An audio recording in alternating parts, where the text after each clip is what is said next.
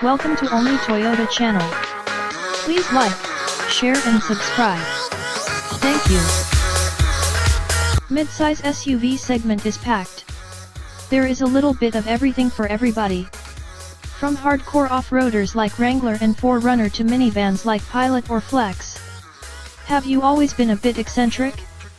No problem, take the Murano. Do you like some muscle? Grand Cherokee or Durango will fit. Upscale in the not premium environment? How about Mazda CX9 or half-premium Buick Enclave? The sky is not the limit here, and you can even go mad with 707 HP Trackhawk.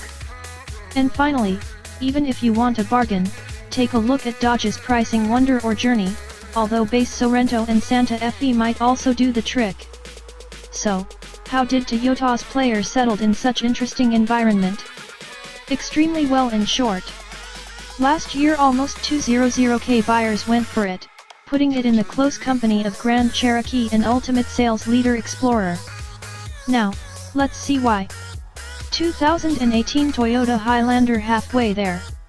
A couple of years ago, when Toyota CEO Akio Toyoda announced no more boring cars, Lexus was first in line to listen and obey. Maybe even too much. Then Toyota followed. Take a look at new Camry, CHR, or what could even say about Mirai.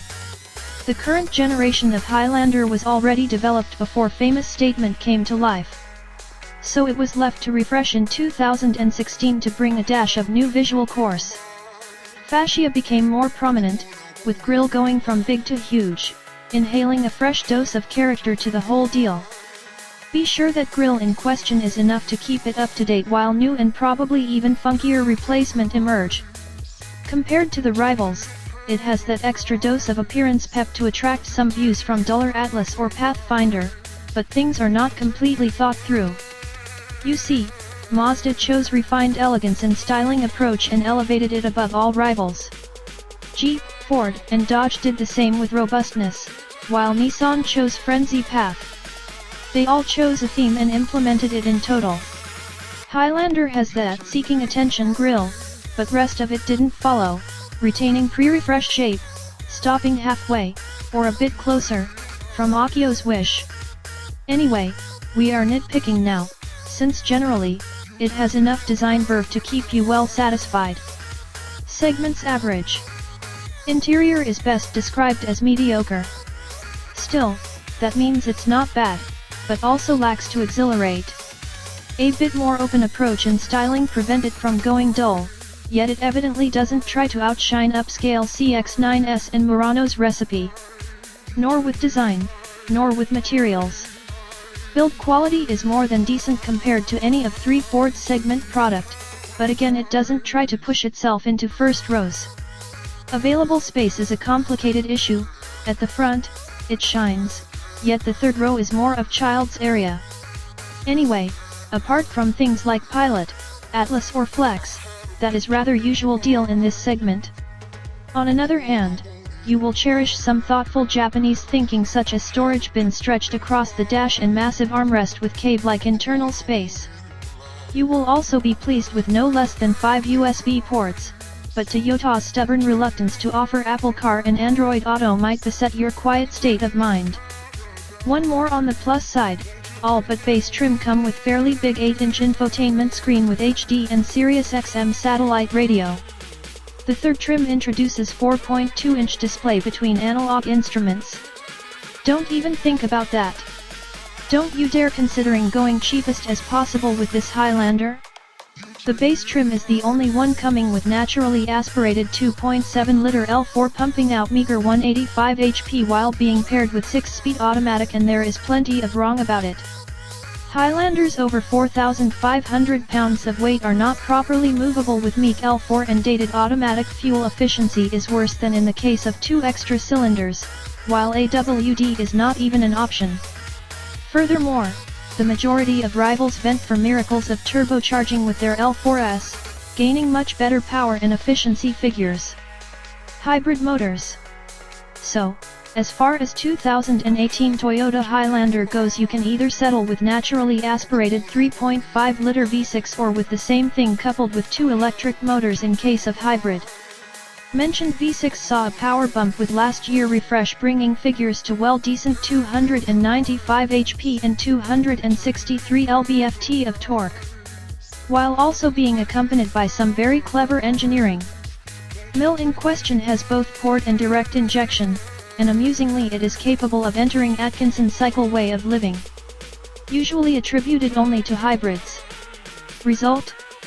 23 mpg combined, or a figure in the realm of 4-cylinder competitors and above anything else in the domain of V6s. Sadly, 0 to 60 time of 7 seconds is nothing but average, along with passing times hampered by 8-speed automatic reluctance to downshift. If you are MPG freak or afraid of gas stations, you can splash around extra grand and get a hybrid with a bit more power, 306 HP, and 28 mpg combined. And finally, if you wish to hide humble platform's roots, FWD Camry's 1 AWD comes as one grand option. Unibody-ish.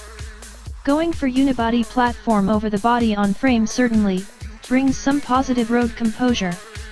2018 Toyota Highlander might push that into questioning. The main issue is body roll, existing in a higher dosage than expected from a crossover, while rest is a mixed bag. The tendency to lean in corners is caused by softly tuned suspension, which in return allows pleasingly creamy ride over road imperfections. Steering is far from communicative, yet it is fairly quick and decently weighted. Furthermore, hybrid suffers from some additional plagues as torque steer, very unpleasant brake feel, and additional 310 pounds over already hefty figures. Please, do take just stated into the mix with hybrids MPG figures when deciding for which to go for. Or, if back roads are more of a delight than an annoyance to you, take better composed Pilot or Durango or perfectly tuned CX9 into consideration. 2018 Toyota Highlander price. 2018 Toyota Highlander's pricing strategy is in perfect tune with the segment. The span from $30,600 to $47,800 is neither especially cheap nor rudely expensive, leaving you enough space to accommodate well within. In fact, there are enormous 17 trims variations, so do your homework well before applying to some. To keep things in the realm of interesting, Toyota's latest urge to keep their buyers protected at no cost boosted allure factor of Highlander's value for the buck. Stuff like adaptive cruise control with automated emergency braking and pedestrian detection, lane departure warning, and assist, along with automatic high beams, come as standard on all trims. If you are not afraid of money spending, you make some interesting moves with it. You can actually squeeze some better cornering behavior with $39,600 SE trim, introducing sportier suspension with some black makeup for grille and headlights. Extra appetite for chrome could be satisfied with $41,600 limited trim. While Tree Hugger's Peace of Mind cost $36,200, and that would be for a base hybrid. All in all, 2018 Toyota Highlander is a well-rounded package with just a certain rough edges, and we are not going to be the ones disputing good sales figures.